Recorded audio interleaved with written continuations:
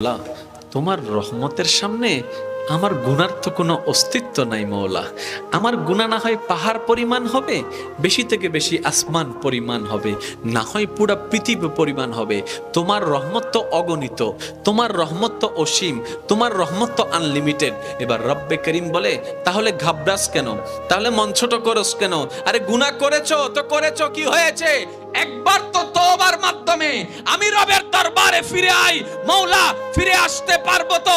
দরজা কি খোলা আছে? রব্বে করিম বলে, মরণের আগ পর্যন্ত, কিয়ামতের আগ পর্যন্ত, সূর্য পশ্চিম আকাশে ওঠার আগ পর্যন্ত দরজা খোলা আছে, দরজা খোলা আছে, দরজা খোলা আছে।